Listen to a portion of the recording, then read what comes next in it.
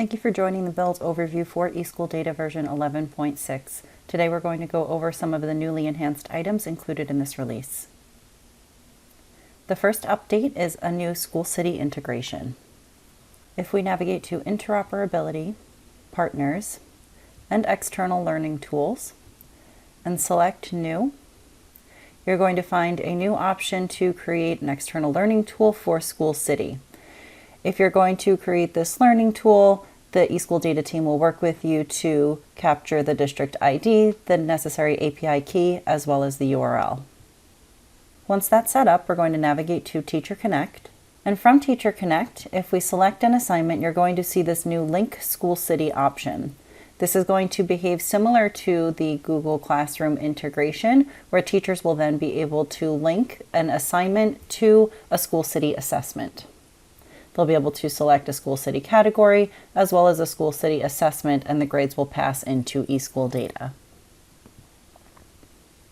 The next updates can be found within Teacher Connect.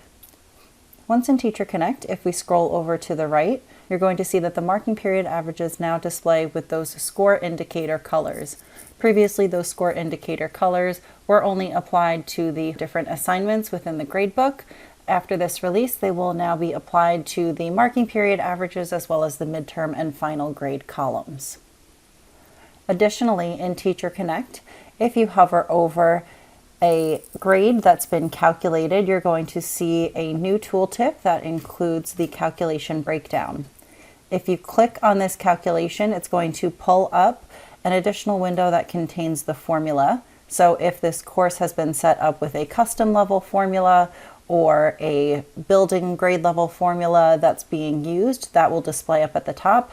Otherwise, then you're going to see the breakdown of each category and the weights that are going to be assigned for each of the different assignments, and then how all of that calculates into that final grade. The next update will be for new additions for PRC options.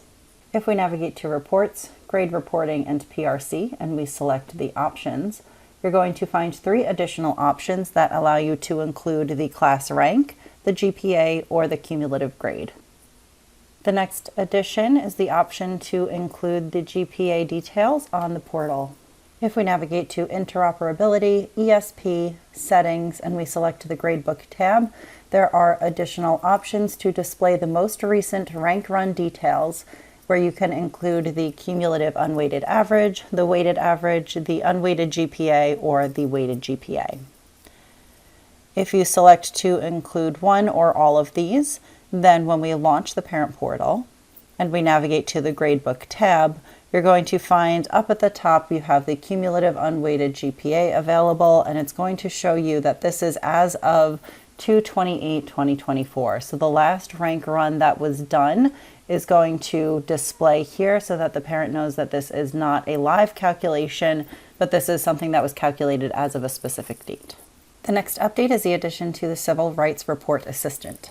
If we navigate to Reports, Enrollment, and Civil Rights Report Assistant, you're going to see that this report has been broken down so that it now includes the identified gender of X. So previously, this just had the breakdown for male and female students, which would exclude any students that had a different gender specified. So with this release, we've now included X as well so that you can have the full breakdown of students. And the final update is a new option within assessments. If we navigate to Academic Assessments and select Edit for an existing assessment or create a new assessment, there is a new option for a drop-down called EduClimber Group. This is not something that is going to change any of the front-end outputs. This is something that is going to be utilized by the eSchool Data team in order to send assessments in a specific format over to EduClimber. So if this is something that your district has both utilized eSchool Data and EduClimber, please reach out to your support personnel so that we can assist you in getting this set up if it is necessary. That concludes the highlights for Release 11.6. Please visit the Release Notes tab within the Help site for more information about this release.